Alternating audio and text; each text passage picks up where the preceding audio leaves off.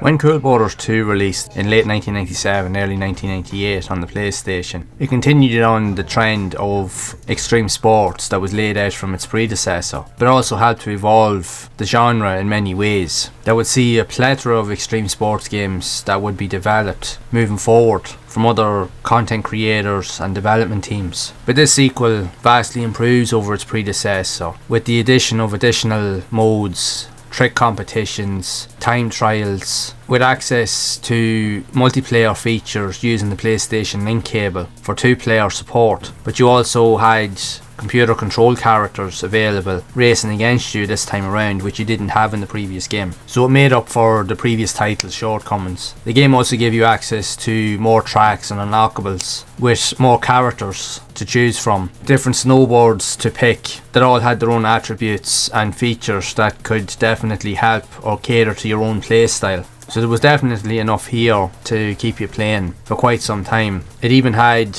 a unique soundtrack as well that just vastly improved over everything that had been seen in the original, even with the addition of improved visuals and graphics and features, and just even with the likes of collision detection, and that ironed out many of the original game's flaws. But it still contributed to the game still receiving mixed reviews among critics, stating that yes, the game's physics model greatly improved over the original Cool Boarders game with the addition of new modes and features, but still felt that there was areas that should have been improved that were left unchanged pretty much, and also contributed to the game's flaws that were apparent in the original game as well, that could hinder the experience for many. And with this as well, you also got different tutorial features and training modes that gave you, even during the loading screens, where it would give you prompts to let you know of how you could implement certain moves and tricks, which you didn't really get in the original. You had to literally figure it out all on your own. So that also helped add a layer of challenge to the game as well, so you'd be trying to figure out how to complete all of the unique tricks that the game had at its disposal. While the game did receive mixed reviews, it was considered very popular among the grand scheme of games that were being released at that time. It still would take a while though for extreme sports games to really come into their own. That wouldn't happen for at least another 2 years. But snowboarding games, I think in many ways, while they did have some really cool elements, they always did struggle on the PlayStation with many of the unique flaws and inherent attributes that always plagued them, which would always hold them back in terms of their popularity. But at the same time, these games still contributed to the overall growth and success of the genre in general moving forward. Even going back to my first experience, the first time I'd ever played a Cool Boarders game was essentially Cool Boarders 2. One of my younger brothers had gotten it one year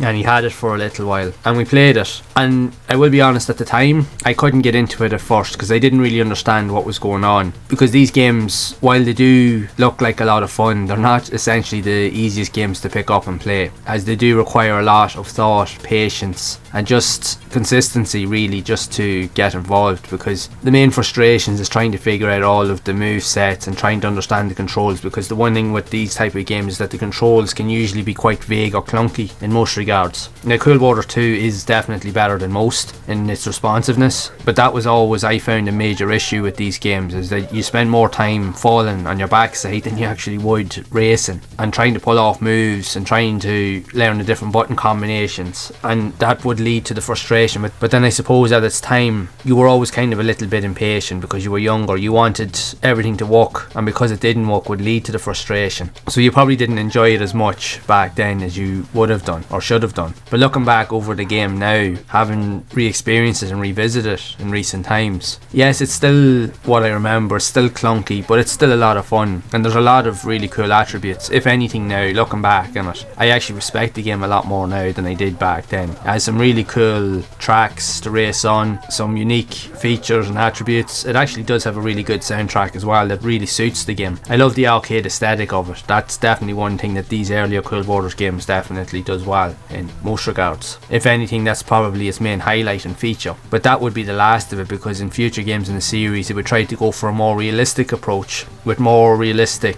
visuals and aesthetics that would completely change the whole outlook of the game's design and feature. But then I suppose it was developed by a completely different development team, so everything was changed, literally from the development engine to the graphics, everything in between. Even the control systems felt different and didn't have that arcadey aesthetic that the first two games had. So in many ways, if you're looking for a more authentic Cool Borders experience, play the first two games. Now, it's not to say that the future games were bad. They were decent in their own respects, which I will cover in future videos. But for me, the first two games are definitely the best of its kind on the PlayStation in terms of its arcade aesthetics. And there is a lot of other games that took heavy influence from the original two games, as again I will cover in future videos, and you'll see that, and it's apparent where it all came from. But again, these earlier games definitely contributed to the overall appeal of the PlayStation, as like I always say, there was something for everybody. There really was a game for everybody. What appealed to many may not appeal to others, but there are definitely people out there that would have loved and enjoyed this game for what it did offer back then. And looking back over it, if you do put time into it and you manage to master the controls, which for some reason I found easier to pick up and play now than I did 20 years ago, which is crazy when you think about it, but it was a lot more enjoyable, and it is an enjoyable game. But again, you just need to have patience and time with these games in order to get the most out of them. But they're definitely games that suit and reflect its time when they were released, and I think that was the perfect time for them in many regards. So it is still interesting to go back and play them, just to relive that idea or that nostalgia of what they presented back in those days. And I do genuinely think that these games do deserve a lot more love and attention than they generally get. But still, I would definitely recommend playing it if you are a fan of extreme sports games. So I would love to know your thoughts on Cool Borders 2 if you have played it yourself, and what you think of it overall. Did you enjoy this particular game in the series, or which one of the games that are available did you play or did you enjoy the most? So be sure to share it down in the comments below. And if you would like to see more content around other types of extreme sports or snowboarding games like this that were also released on the PlayStation, then you can check out the playlist on screen to see more of those games in action. And as always,